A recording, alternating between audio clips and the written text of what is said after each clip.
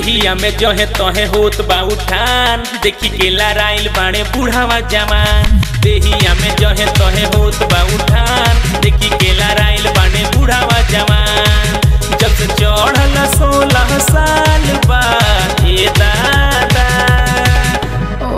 बड़ी बबुनी के कोइले बवाल बा ए दादा, बड़ी बबुनी के कोइले बवाल बा। देहिया में जहे तहे होत बा उठान, देखी के लड़ाइल बाड़े बूढ़ावा जवान। देहिया में जहे तहे होत बा उठान, देखी के लड़ाइल बाड़े बूढ़ावा जवान। जब से चढ़ल 16 साल बा ए दादा, बड़ी बबुनी के कोइले बवाल बा ए दादा, बड़ी बबुनी के कोइले बवाल बा।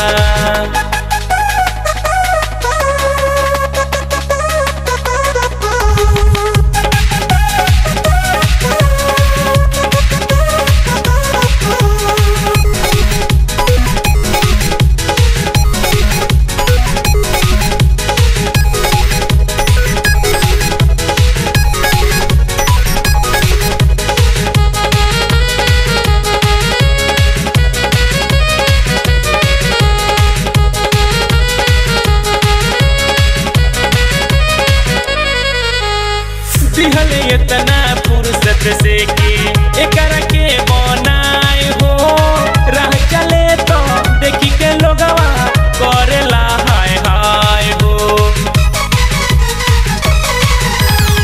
दिहले इतना फुर्सत से के एकरा के बनाए हो, राह चले तो देखी के लोगवा करेला हाय हाय हो।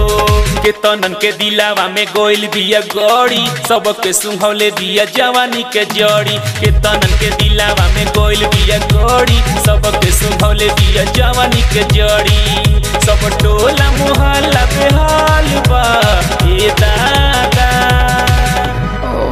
बड़ी बबुनी के कोइले बवाल बा ए दादा, बड़ी बबुनी के कोइले बवाल बा।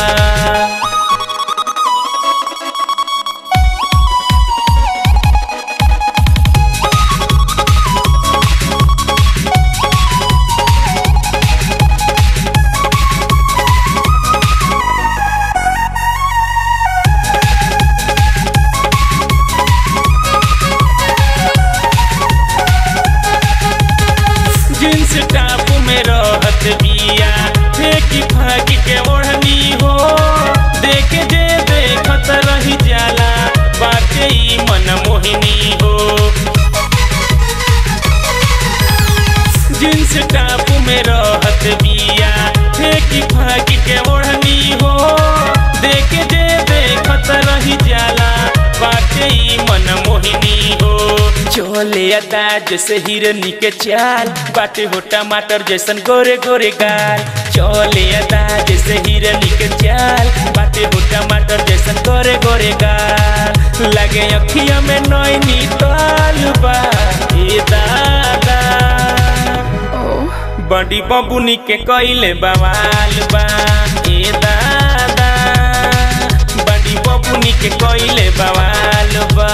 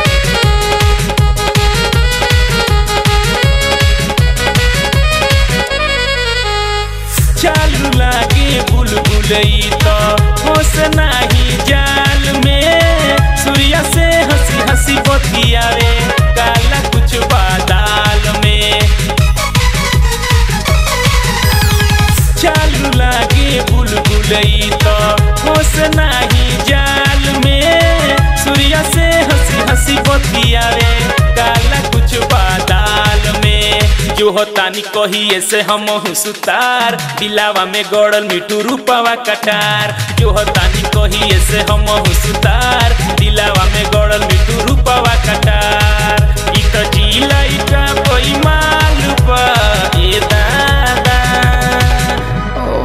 बड़ी बबुनी के कइले बवाल बा ए दादा बड़ी बबुनी के कइले बवाल बा देहिया में जहे तहे होत बा उठान देखी के लड़ाइल बाड़े बूढ़ावा जमान देहिया में जहे तहे होत बा उठान देखी के लड़ाइल बाड़े बूढ़ावा जमान जब से चढ़ल 16 साल बा ए दादा